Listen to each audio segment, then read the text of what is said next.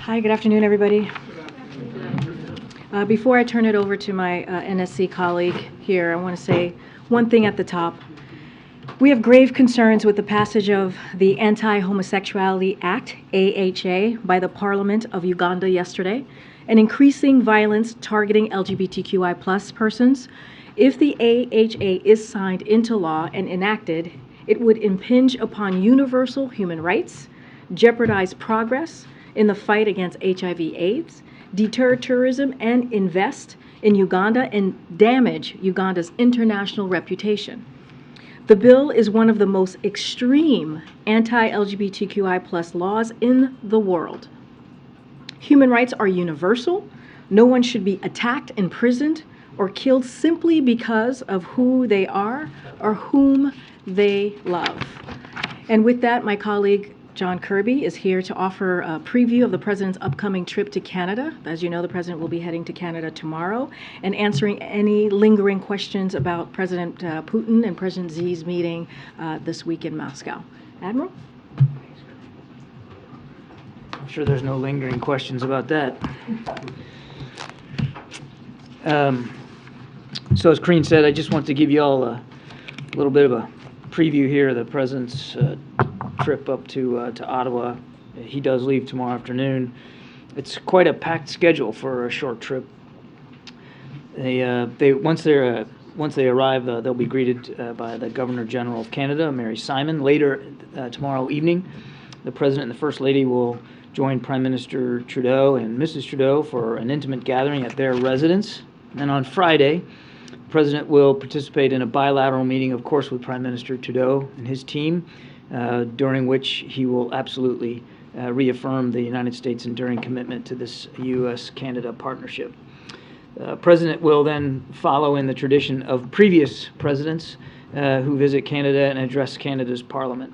In his remarks, the President will underscore how the U.S.-Canada partnership benefits not only our two countries, but the entire world, and that by working together, we can address some of the biggest challenges we face. President Biden and Prime Minister Trudeau will then participate in a press conference.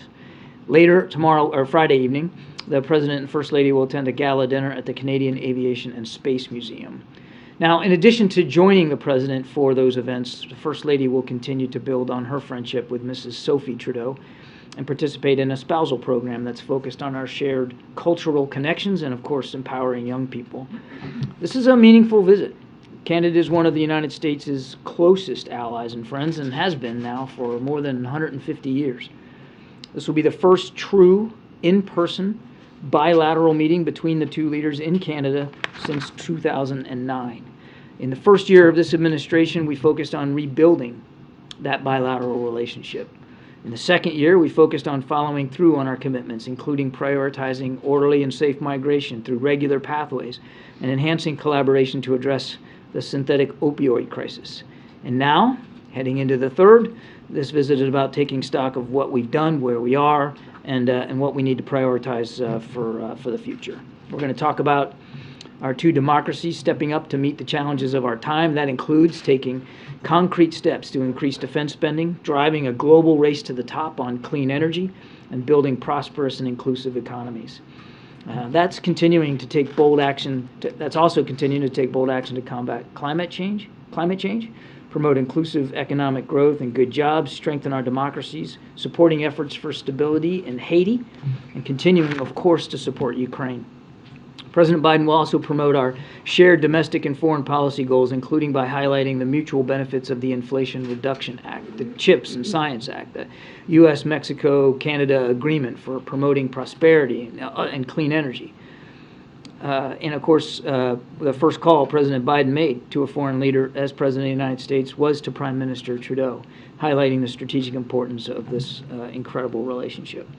Since then, the two leaders have spoken multiple times and also met in person a number of times, and we're looking forward to continuing to work with Canada to strengthen economic ties, to promote inclusive growth, to address, as I said, climate change, enhance North America's competitiveness, and strengthen our defense through both NATO and through NORAD. And with that, we'll take some questions.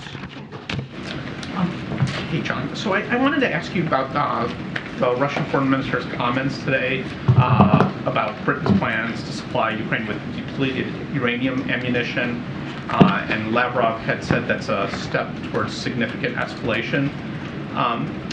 Does the Biden administration have any concern about the Brits sharing such ammo?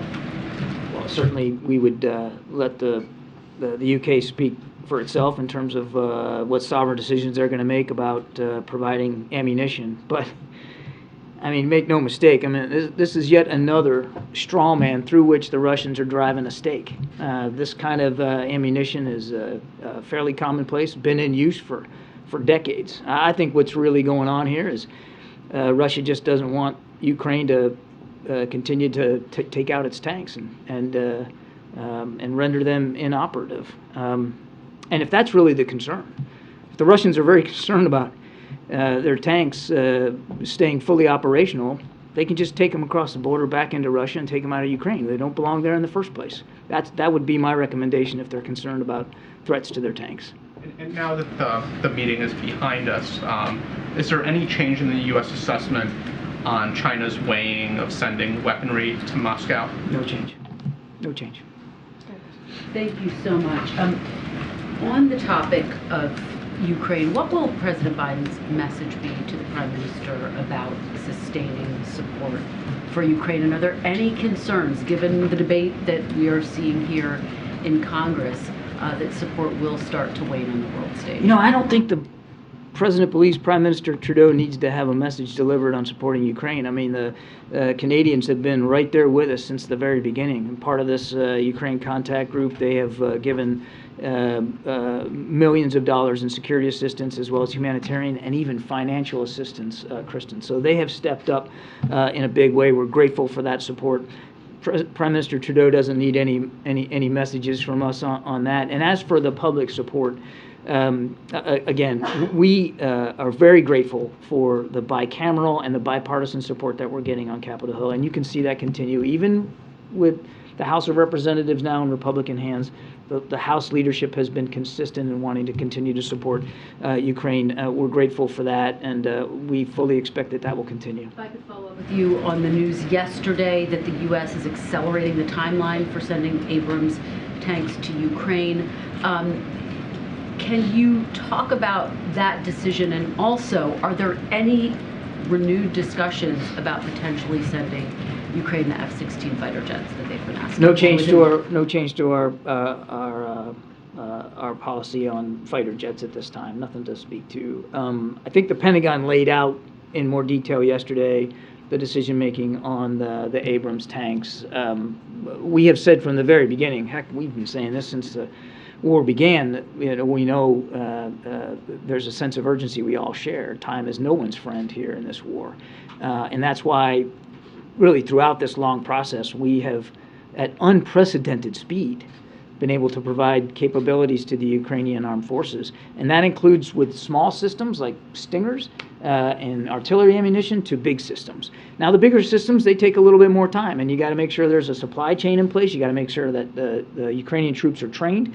So it does take a little bit more time. As they worked through the Abrams decision, which was through a different mechanism than drawdown authority, the Pentagon was able to find a workaround to get a version of the Abrams tanks there a little bit sooner. Very quickly on TikTok, how closely will the president, how closely will this administration be watching the CEO testify tomorrow on TikTok, and what are the concerns heading? Well, we note that he's going to Capitol Hill. Certainly, we'll be monitoring the testimony. But as you know, there's a CFIUS review going on. We're not going to get ahead of that. And as you also know, we've made very clear our national security concerns about that particular application. That's why it's been banned on government devices. Go ahead. Thank you, Karine. Thank you, John. I have two questions. First one, besides the joint statement on Ukraine yesterday, China and Russia also signed a separate 8-point joint statement on economic cooperation before 2030. In that statement, China promised to work with Russia on financial market, loan and payment, and supply chain, all the areas we see Russia as being sanctioned. What is the U.S.'s take on this development? We don't support any effort to decrease the sense of isolation that Putin has already experienced from the international community. We don't support any effort to bolster his economy or make it any more healthy. We don't support any effort by anybody to make it easier for him, financially or otherwise, to continue to slaughter Ukrainians. Second question. I'm sorry, I have two questions. So Japanese Prime Minister Kishida took a trip to Ukraine and Poland. And as the only Indo-Pacific country in the G7, in the joint statement of him and President Zelensky, a free and open Indo-Pacific, peace and stability across the Taiwan Strait were all mentioned. Zelensky will also attend G7. So analysis have been talking about, what Russia had been doing to Ukraine, compare that to China could do to Taiwan. Is this a way to bring attention from the European allies to the Indo-Pacific and Taiwan issues?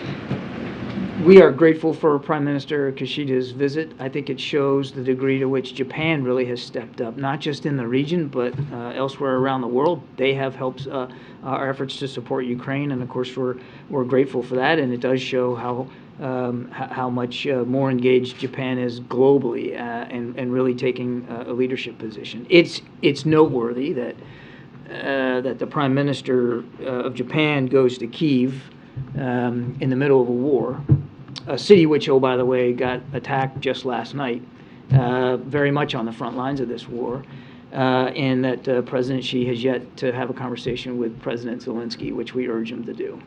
That's about. Thank you. Hello, Admiral. Yeah, sorry. Hi. Two questions.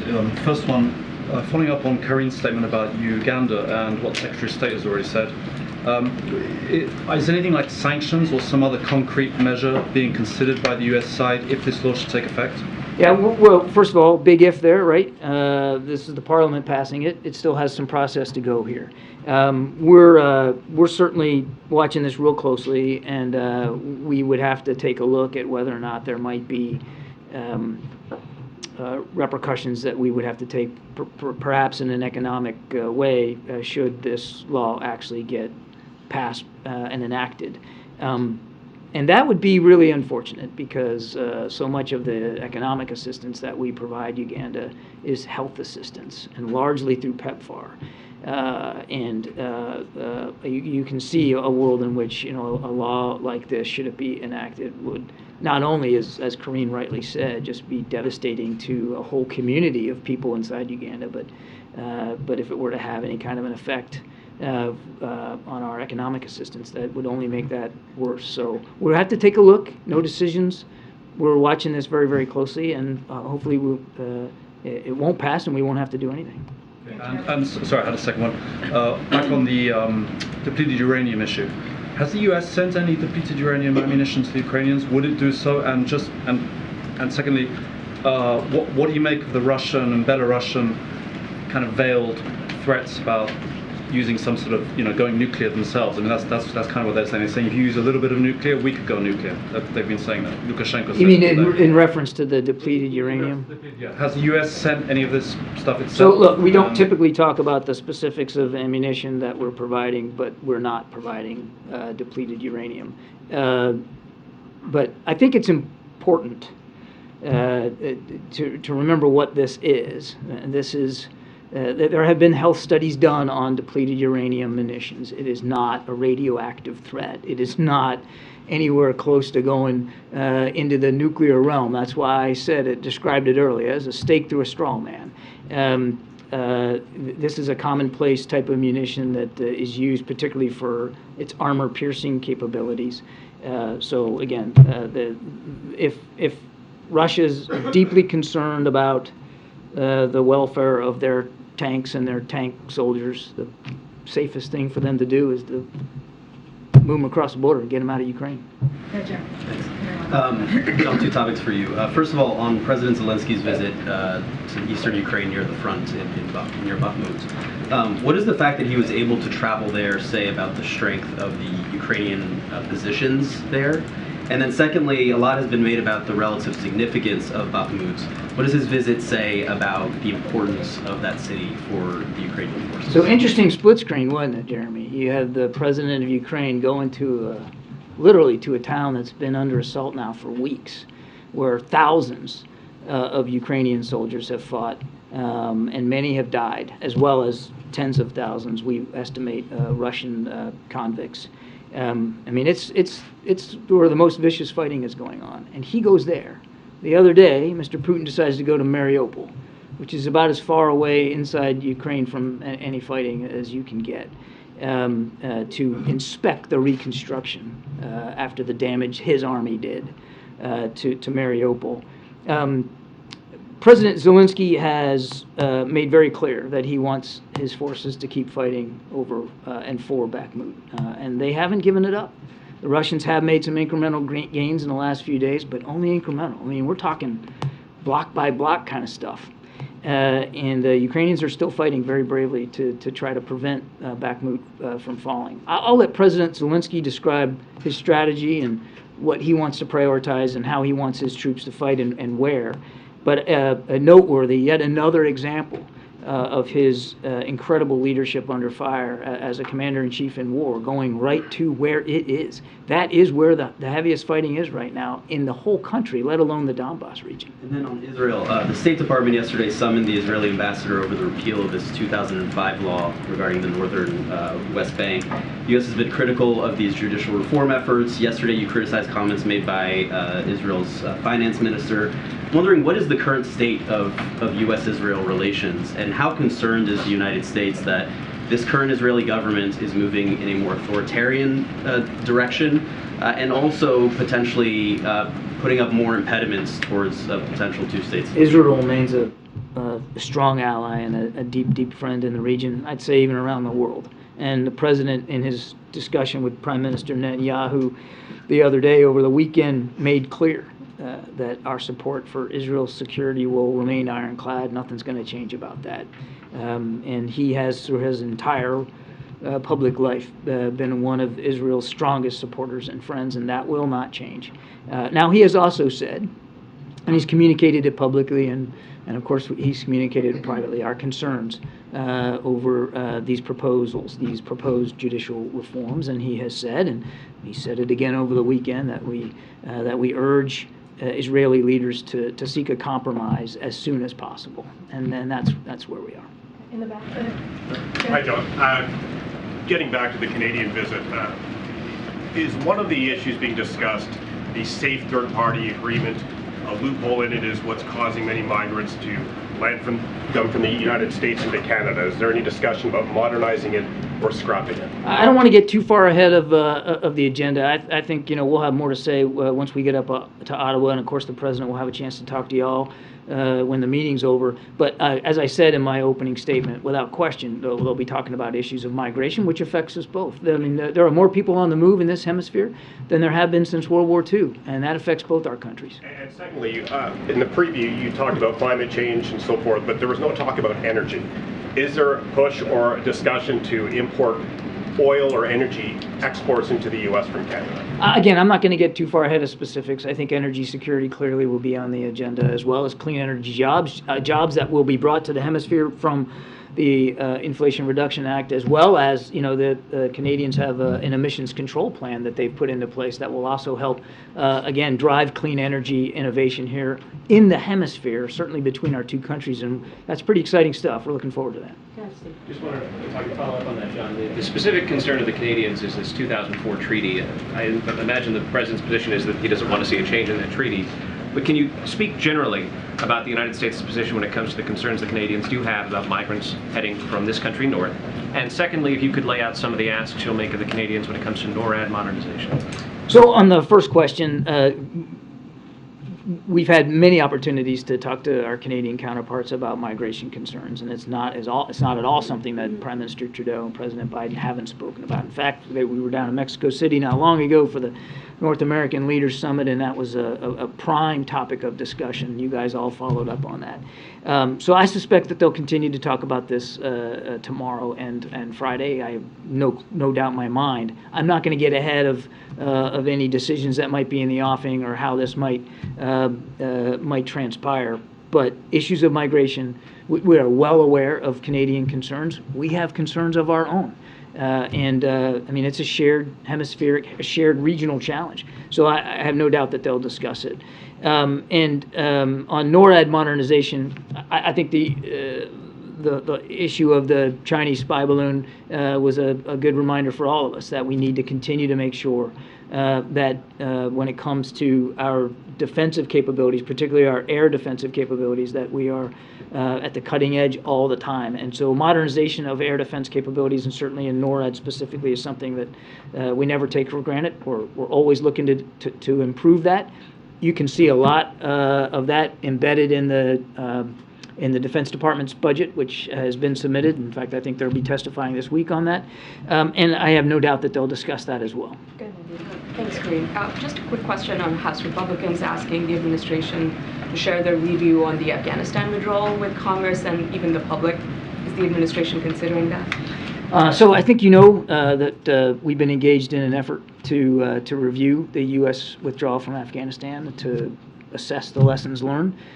We expect to be able to share those takeaways with the public by mid-April, and of course we also have every expectation that the agencies themselves who conducted these after-action reviews will be able to share the classified reports with their relevant congressional oversight committees, again on the same basic timeline of mid-April. And one quick one, your comment on the fresh set of missile strikes that we've now seen from Russia. This comes right as she left Russia. Yeah, pretty ironic, isn't it? Yeah, and so your thoughts on whether you think that visit has now definitively emboldened Putin? Mr.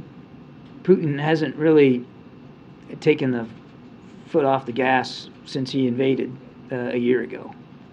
He just continues to find new, brutal, violent ways to kill Ukrainians and to try to destroy Ukrainian cities, basically wipe Ukraine off the map as an independent sovereign nation. So it'd be hard for me to say that this visit emboldened him, but I find it pretty dang ironic. I mean, yesterday I was up here reading quotes that these two leaders put out about sovereignty and UN Charter and peaceful solutions and cessation of hostilities. And then the very next day, Vladimir Putin's launching drones and cruise missiles into Zaporizhia and to Kyiv, and as I noted, you know, killing innocent civilians even just last night. Two of them were kids. So it's hard to say whether he's more emboldened or not, but he certainly hasn't changed tack in the wake of all that lofty rhetoric about peace and cessation of hostilities. Okay. Just one other quick one on Putin's behavior. The Russian defense minister also awarded orders of courage to the two pilots that were involved in the downing of the U.S. Reaper drone. You know, obviously the U.S. made it very clear that we found that to be unacceptable. Just what do you make of Russia portraying them as national heroes? I don't know of another military in the world, another Air Force in the world that would award a pilot for smashing into a drone. If that's bravery, then I guess they got a different definition of it. It's ludicrous. It's insulting. Now we don't know whether that pilot was trying to intentionally ram that drone or not, but he did. Video evidence was pretty conclusive.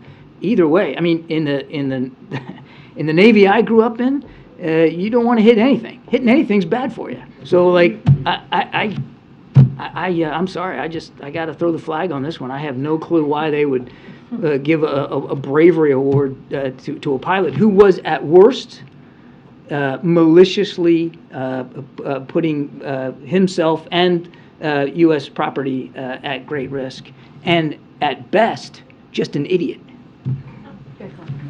Thanks, Karine. John, a question on Canada again.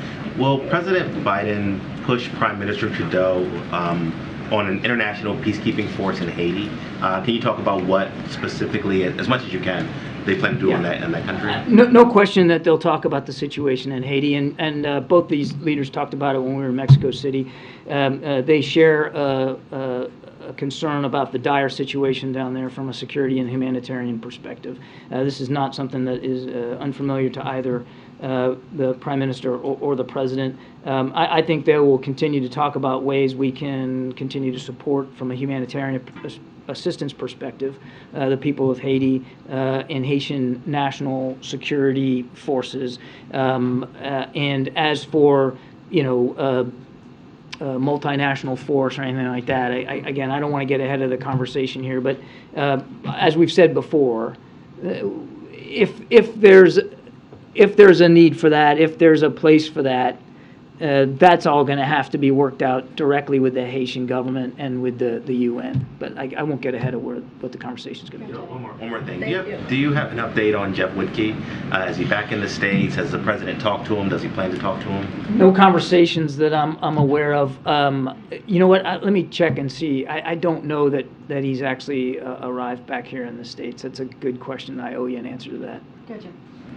Thank you, Karine, and thank you, John. I have two questions on China and North Korea. First question, does the United States view on the China and Russia economic and military and technical cooperation agreement? And do you think this will affect the relation with North Korea? And then I follow up. And what agreement? I'm sorry? Economic and military and technology. I'm sorry, and I missed between who? Between China and Russia. Between China and Russia. At this time. How that will affect North Korea?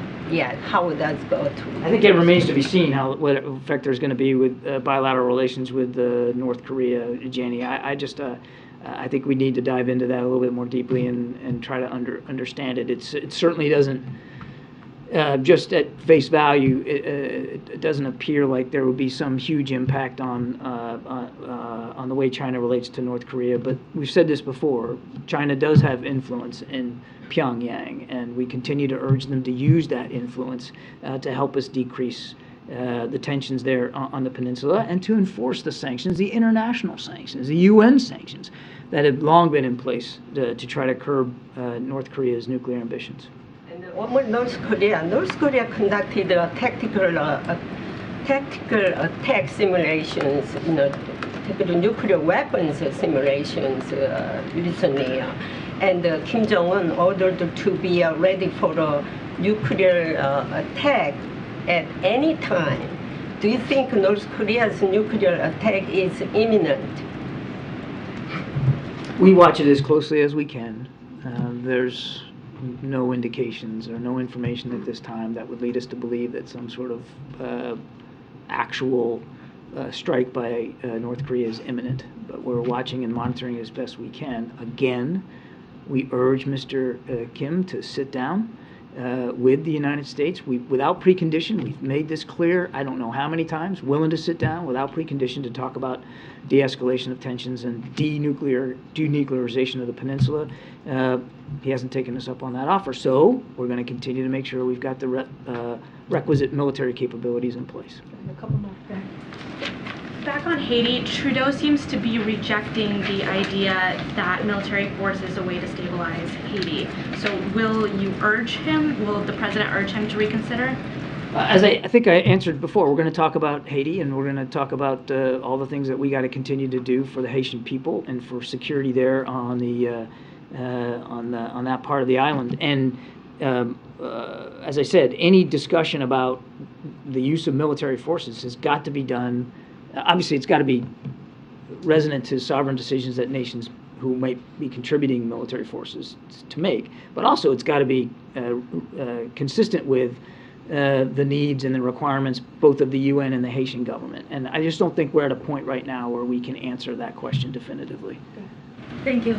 I wanted to see if I could get your reaction to some news coming from Venezuela. On Monday, the President Nicolás Maduro announced an extensive corruption investigation on the state-owned company PDVSA, and as a result, 19 officials have been arrested. The oil minister has resigned. Has the U.S. been following this, and more broadly, how would this affect Chevron's activity in the country? Thank you. So we certainly support efforts to root out corruption, certainly including there in Venezuela, and we're going to continue to monitor the situation as it develops. As for Chevron, I would note that we provided targeted, time-limited sanctions relief to support efforts to restore democracy and alleviate the suffering of the Venezuelan people. Venezuela's state-owned oil company will not receive profits from the sale of oil as any profit must go to the repayment of debts to Chevron, and then for any more details, I'd refer you to Chevron. Follow up on that. Sorry. You said that you support these kind of investigations. Do you think it's a credible investigation coming from President Maduro? We would expect any investigation to be transparent, to be thorough, and to be as independent as possible. It's just started, so I don't think we're going to grade the homework here before it's done, but we would urge Venezuelan authorities to do this in a very accountable, transparent, and credible way. Thank you, Karine, and thank you, John.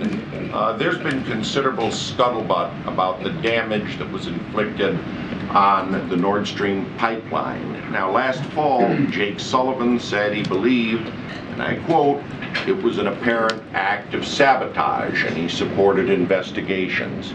It's been 6 months now. Has there been any progress on a government investigation, and will we be reading an official account of Nord Stream 2 in any way? First of all, I applaud you for the appropriate use of the word scuttlebutt. This is a great Navy term. Secondly, I think as Mr. Sullivan mentioned, there are 3 now national investigations being done into the Nord Stream 2 explosion by 3 of our allies. We are not going to get ahead of that. That work is still ongoing. We still do believe it was an act of sabotage. The United States was not involved in any way, contrary to some press reporting out there. But we need to let the work of these investigators go on, and it needs to go on unimpeded and without any influence or pressure from anybody else. No intention of impeding, but can you give us a ballpark when it might be done? I mean, remember, you got 3. You keep saying it. There's 3, and each of them are being conducted independently by 3 different nations, and I think we need to let them finish their work. I don't know of any timeline. You'd have to go to their national investigative bodies to find out. Go ahead, John. Thank you, Karine. John, prior to Xi's 3-day visit to Russia, China described this visit as a peace mission. He still hasn't reached out to President Zelensky. How would you describe this 3-day visit? We would not describe it as a peace mission. We let these 2 leaders characterize it in their own words. What I've said still holds. We noted that they said they were standing up for the UN Charter and for sovereignty, and we agree with that. And if China really wants to be helpful in that regard, they should be urging President Putin to get out of Ukraine. Here we are the day after, and Mr. Putin is launching more drones and missiles into Ukraine. So I don't know if President Xi delivered that message, but if he did, Mr. Putin ignored it. If he didn't, then you got what you got today. All right, 2 more.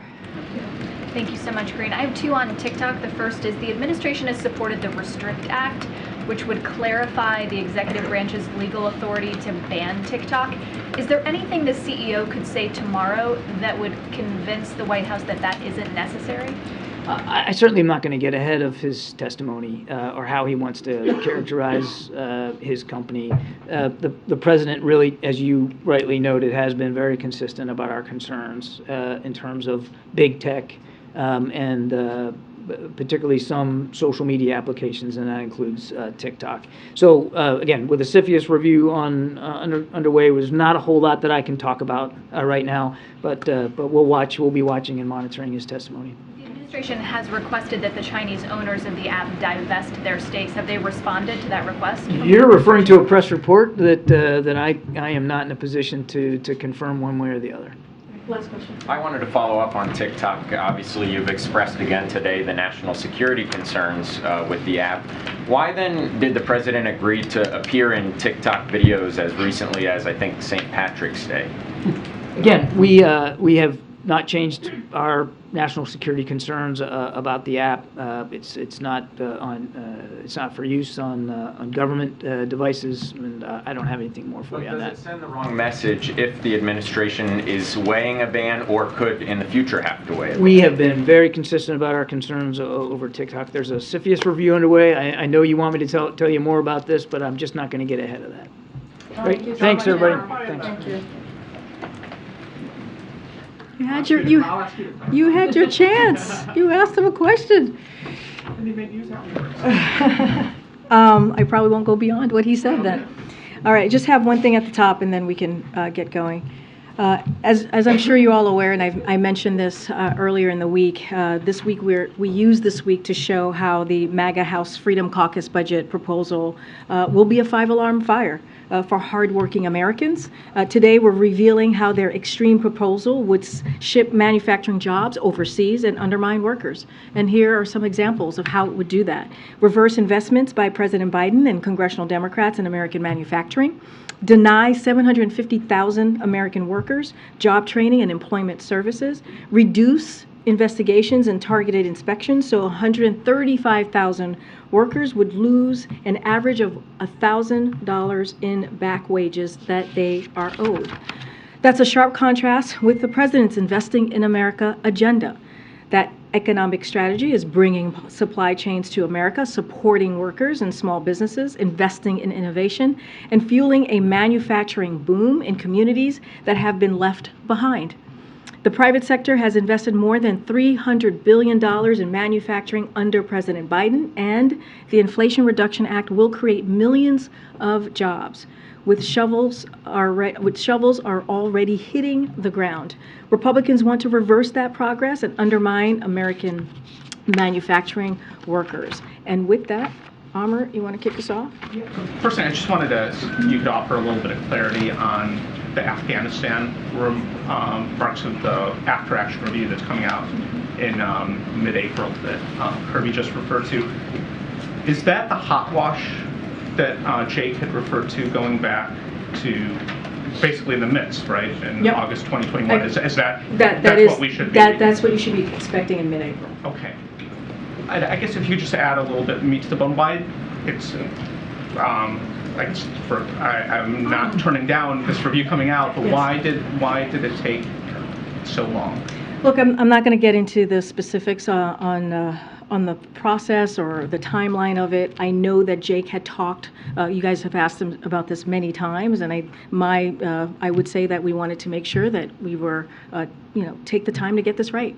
It is an important question that the American people, an important review that the American people need to know about, and we wanted to make sure that we got this right. I'm not going to get ahead of NSC or our team here on the review, but you could expect it again, as the Admiral said, in mid-April. I'm just going to leave it there for now. And the Fed said that financial upheaval stemming from the collapse of two major banks is likely to result in tighter credit conditions and weigh on economic hiring and inflation. Should Americans expect an economic slowdown because of the banking system? So look, I'm going to start with what I normally say about the Fed. Is first and foremost, the Fed is independent, and we do not interfere on their policies. We want to make sure, the president wants to make sure that we give them the space, give the Fed the space needed to make their decisions on monetary policy. So I'll say that. One of the things that I'll just repeat that the Chair Powell said, which was, and I quote, "Our banking system is sound and resilient with strong capital and liquidity." So I'll just leave it there. I won't go beyond what he said. Finally, do you have any reaction in Florida? Governor DeSantis expanding the rules that forbid classroom instruction on sexual orientation and gender identity? Yeah, it's wrong. It's completely, utterly wrong, and we've been very crystal clear about that when it comes to the Don't Say Gay bill and other actions that this governor has taken in the state of Florida. But make no mistake, this is part of a disturbing and dangerous trend that we're seeing across the country of legislations that are anti-LGBTQI+, anti-trans, anti the community in a way that we have not seen it in some time.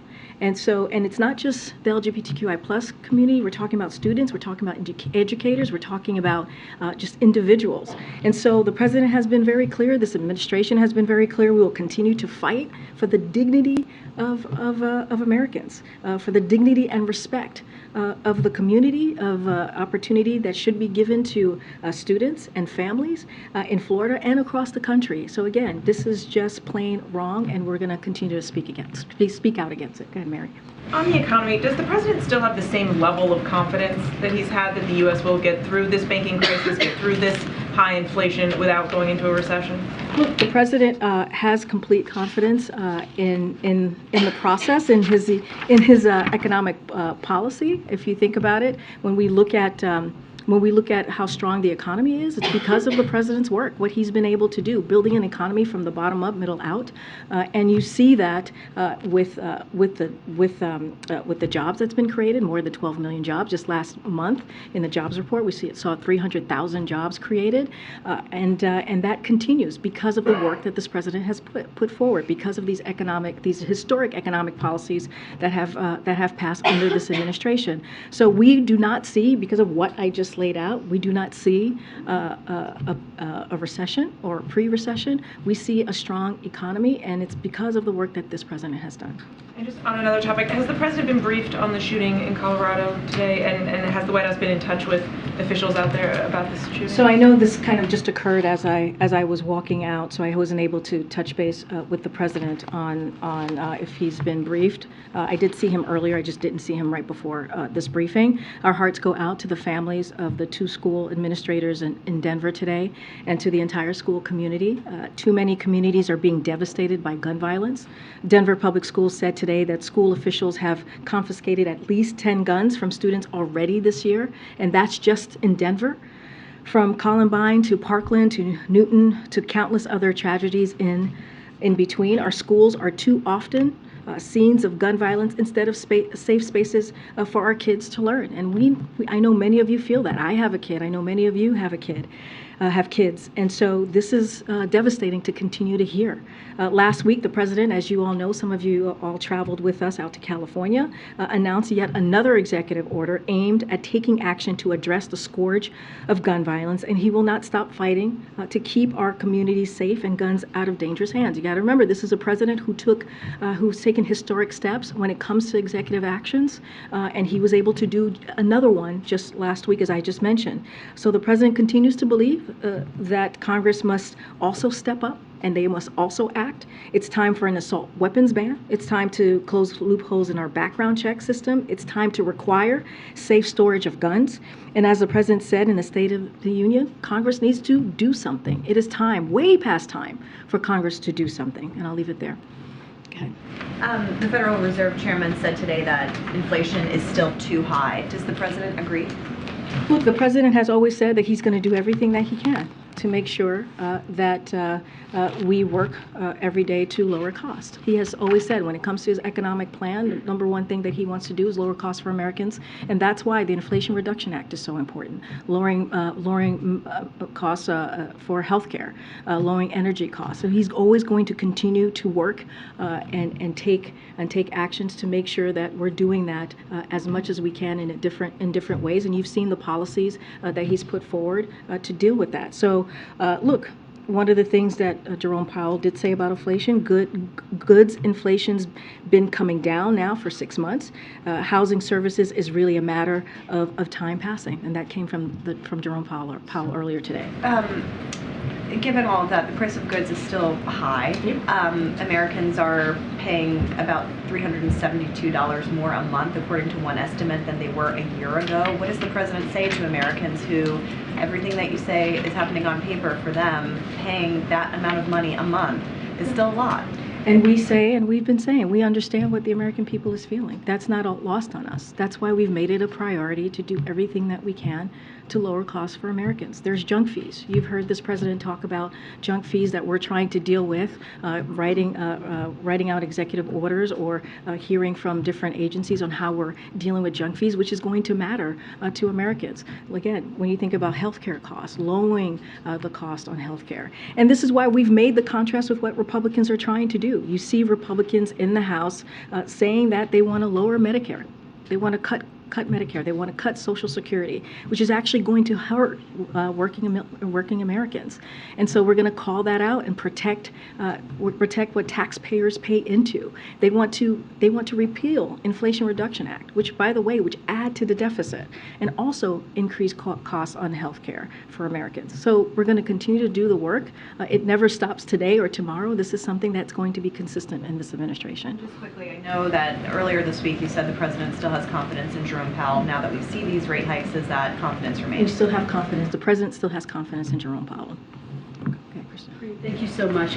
There's a bipartisan bill that's floating between Senators Rick Scott and Elizabeth Warren that would essentially require an independent inspector general to oversee the Federal Reserve Board of Governors and the Consumer Financial Protection Bureau. Is this something that the president would support? We just don't have a position on that. I understand the question, Kristen, but we just don't have a position on that at this time. Is it something that you will be taking a look at? Is it something that the president will be speaking Look, to? we normally, when it comes to legislation that's created in the House or the Senate, we always take a look, but we just don't have a position to share on this at this time. You know, a number of economists were calling for a pause in rate hikes.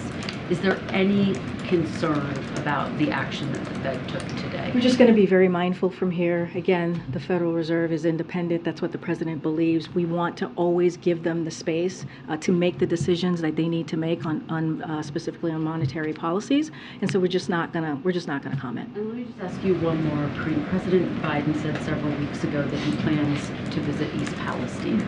Can you update us on that? When is he going to be visiting East Palestine, and why hasn't he yet?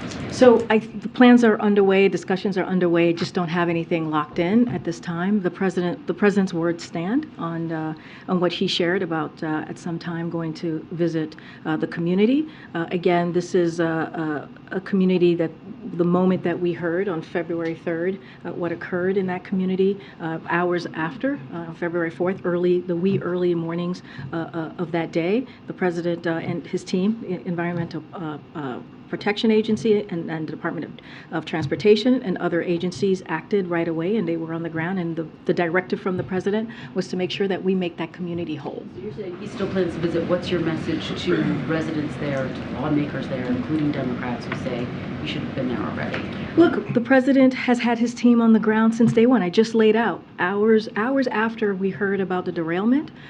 We had agencies, administrators or leaders in the different agencies, regional leaders in the different agencies on the ground, taking action and making sure every day to make sure that the community is going to be whole. That is the message that the president is sending to the East Palestine community, is that we are going to be there until they are whole again. And make sure that we hold the company responsible, Norfolk Southern, accountable. That is also important. We are cleaning their mess, but we're going to make sure that they are held accountable. Go ahead, Steve. Thanks, Karine. The messaging from TikTok increasingly is focused on the number of users, now up to 150 million. The TikTok CEO is expected to stress that in his testimony tomorrow. Is the app now so popular that it's too late for these national security concerns to be properly addressed?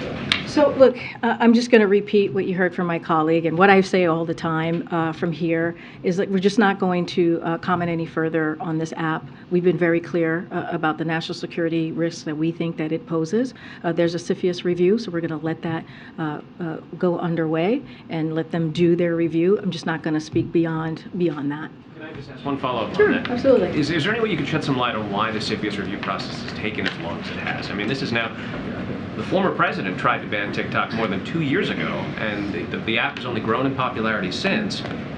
What's taking so long? So I can't speak to their process. They are doing this independent review, or this process is being clearly done by them. It's a separate process. I'm just not going to speak to the timeline or how long it takes. I can say this, and you've heard me say this last week, we support the passage of Restrict Act, and the whole point of that legislation is to take a tailored and risk-based approach. So we protect Americans, so Americans feel protected. Their freedom of speech is protected while protecting also national security. So I'm just going to leave it there for now. Go ahead. I know I meant to call on you earlier. Go ahead. Thanks. Chairman Powell, in his remarks today, referenced the role that social media played in the fall of the Silicon Valley Bank, and suggested that regulations might be necessary, might need to be updated to reflect this sort of new environment. Does the White House agree with that assessment by Chairman Powell, and would there be regulations in that space? I'm not going to go beyond what the chairman said. I think we've been very clear about the role of social media. and reforming Section 230. I just don't have more to share on that. I'm not going to elaborate on what he said. Just one other quick one. The White House has yet to appoint a vice chair for the Fed. Sort of given the last few weeks and the turbulence, is there any sort of timeline that you could share with us, or could you share whether there's been any heightened, I don't know, urgency in filling that role? I don't have anything to preview to you at today. The president's taken this open appointment very seriously. As soon as we have something to share, we certainly will do that. Good. Thanks, Karine. Today was the first time since the Fed started raising interest rates that they didn't say that they anticipated ongoing increases. So I'm wondering, would the White House welcome an end to interest rate hikes in the future? Again, this is something that the Federal Reserve decides on. We're going to give them the space to make these monetary decisions, to make these monetary policies. That's what the president believes. We're certainly not going to interfere or get involved in that process. So I'm just going to leave it there. And then your second favorite topic, which is TikTok. TikTok is the topic today. This is without getting into the CFIUS process Yes. or any of the sensitivities there. There's a new poll that says that a majority of daily TikTok users oppose banning the social media app. And so I'm just wondering, as this administration has talked about the national security concerns around this app, and this is really a communications question, does the president need to do a better job of explaining to Americans, explaining to TikTok users why this app represents such a national security concern? Look, our job is to make sure, and the president's job is to make sure that Americans, when it comes to national security, is protected. We've been very clear about that. We've been very explicit about our concerns with the app. Again, there's a CFIUS review. We understand the popularity of TikTok. That is something, we get that. But the president's job is to make sure, again, that the Americans' national security is protected as well. And that's what you're seeing this president doing. We're going to wait for the CFIUS review. We're going to let them do their process. It's an ongoing process, a separate process from here. And so we'll see where they land. Is there more he can do to convey those national security concerns? Because clearly it's not getting through to a significant portion of the population. No, understand your question. I think the president's main focus is Americans' national security, and that's what you have seen him do from this administration. Real quick on Phil Washington, the administration's nominee for the FAA. The Senate Commerce Committee abruptly delayed his committee vote. This comes nearly 8 months after Phil Washington was initially nominated. The FAA has now been without a permanent director for nearly a year amid a lot of turmoil in the aviation industry. And so I guess I'm wondering why the administration is so intent on digging in on a nominee who, after 8 months of being nominated, still doesn't seem to have convinced senators that he deserves this position. So look, we think he has the qualification. When I say we, I mean Phil Washington. He has the qualifications and the experience for this role. The president believes that, and that's what our administration believes as well. He has led the Denver International Airport, one of the busiest airport in the world, managed large transportation safety organization, and served as a command sergeant major in the military. This is a role with a key safety mandate, and that's what we believe. We believe that he is experienced for this role. I'll say one more thing. We're going to continue to urge Senate to move swiftly on his confirmation, and we heard today from Senator Cantwell herself has made clear that Phil Washington's nomination will receive full consideration from the committee, and that's coming from the senator herself. Okay, Nandita. Thanks, Karine. Bank CEOs have been meeting in D.C. since yesterday to discuss possible scenarios to help First Republic, which continues to be in focus. Can you tell us any details in the conversations White House officials have been having with industry executives and bank CEOs, specifically on First Republic? I just don't have anything to preview today on or for you on any conversations with bank CEOs at this time. Will there be communication that you will put out? I just don't have any readout at this time or anything to share with you. And specifically on meetings with investors that we understand, administration officials and White House officials have been having. We know Warren Buffett, has met senior administration officials. We just ran a story about Jamie Dimon. He has a planned meeting with Leo Brainerd. Are they talking about throwing a lifeline? Are they talking specifically about First Republic? Any details on, what the White House is talking to investors about? I just don't have any details of those conversations, these private conversations that they're having. Don't have anything to share on that. So I'm just going to leave it there. As it relates to the First Republic, again, I'm just not going to comment on any specific institutions from here because of the actions that we took last week.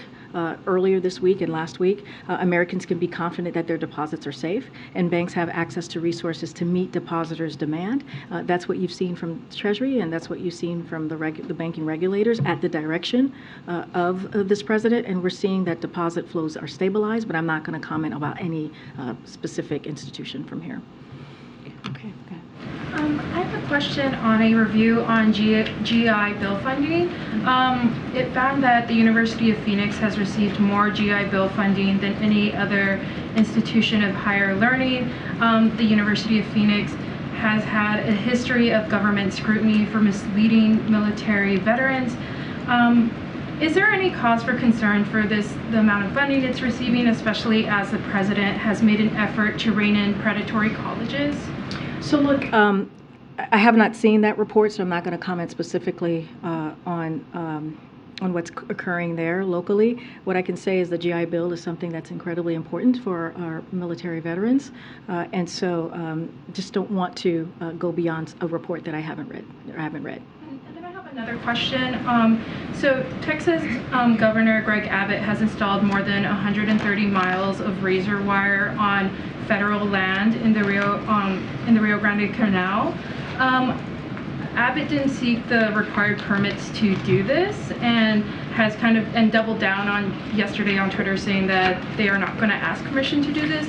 Does the administration plan to sue Texas like they did in Arizona over former Governor Doug Ducey's makeshift border barrier? That's a question for the Department of Justice. I don't have anything to share here. But more broadly on the governor in Texas, this is another political stunt that we've seen from him over and over again. Instead of dealing with an issue in a way that can actually have results, he continues to have do these political stunts. And it's unfortunate because what it's going to do is actually hurt the communities that he is supposed to represent. And this is a president that has, when it comes to working to secure the border, dealing with a real issue, he's taken action. He's catched record levels of fentanyl because of the work that he's done, because of the record levels of funding. We support 23,000 agents, the most ever, working to secure the border, and we take more than 8,000 smugglers off the streets. We want solutions. We want real solutions that are going to matter to the American people, and that's not what the Governor Abbott is all about. Go, Karen. Two topics, if I can. Was anyone at the White House ever flagged about issues with Silicon Valley Bank ahead of its collapse, given that the Fed was aware of the risks for more than a year? That part, I don't have an answer for you on that. I can tell you that it's been about 2 weeks, so that Friday, right, we were made aware of what was occurring, and we took action. The president directed the Treasury and the banking regulators to take action, and they came up with a solution, as you heard from the president, that following Monday, and they have continued to take action to make sure that depositors are continue to be whole, and that our banking system continues to be resilient. And so I just don't have any conversations to read out. Timeline. The timeline. I don't have a timeline to. Yeah, I can tell you about the timeline from the last 2 weeks, but beyond that, I don't have any timeline to share. Second topic. Can you give us a preview of the event the president's doing tomorrow on the anniversary of the Affordable Care Act? Who's coming to that event? What's his message? Is there any new announcements? We'll have more to share later today on that event, for sure. Okay. I'm going to go around. Go ahead, Garen. Another question on the Affordable Care Act. The ACA notably led to a significant reduction in the number of uninsured Black Americans. However, there are still millions of Black Americans who don't have insurance, and there remains a significant gap between uninsured Black Americans and white Americans. Healthcare policy experts say that states expanding Medicaid could significantly close that gap. Can you talk to some of the inner workings in the administration to push states to expand Medicaid, and are there other ways that the administration can ensure that there's a reality for Black Americans to have affordable healthcare. Yeah, and this is why the president's economic policy is what it is, which meaning that he has had a policy, again, make sure that we have an economy that is from the bottom up, middle out, and not leave anybody behind. Communities that you're talking about right now, the African American community and other communities across the country. But I'll say this, as we've seen some progress made under ACA by lowering healthcare prices, increasing the number of Americans with insurance, and capping out-of-pocket drug costs for seniors on Medicare. That is something that this administration has worked on this last 2 years. And it brings me back to the Inflation Reduction Act, right? How important it is, especially for many members of the Black community, when you think about Medicare being able to lower cost for our seniors across the board. When you think about the insulin cap for Americans, that's what you saw from the Inflation Reduction Act for seniors in particular, and then you saw Eli Lilly, what they were able to do, and others what they were able to do for all Americans. That's because of the work that this president has done. And so we understand that there's still millions of people that need a lot more, but because of the president's economic policy, because of his understanding of what healthcare means to people, his personal understanding of that, he has done the work to make sure that people who are normally forgotten are not. Go ahead, Peter. Thank you, Karine. House Oversight says they've got bank records showing a Chinese energy company paying 3 Biden family members through a third party. What were they paid for? Look, I'm just not going to respond to that from here. Look, we have heard from House Republicans for years and years and years how the inaccuracies and lies when it comes to this issue. And I don't even know where to begin to even answer that question, because again, it's been lies and lies and inaccuracy for the past couple years, and I'm just not going to get into it from here. Okay. She told Putin at their meeting, change is coming that hasn't happened in 100 years, and we are driving this change together. What do you think that means? You would have to ask them. Okay. President Biden said, to lower inflation, we should trust the Fed. Now the Fed is saying that rate hikes won't be enough to quell inflation. Why does he still trust the Fed? They're an independent agency. The president has always said that. He wants them to be independent. He wants to make sure they have the space to make these monetary decisions. We are not going to interfere. We are not going to get involved, and I'm certainly not going to comment. All right. Thank you, everybody. All right. See you guys on Monday.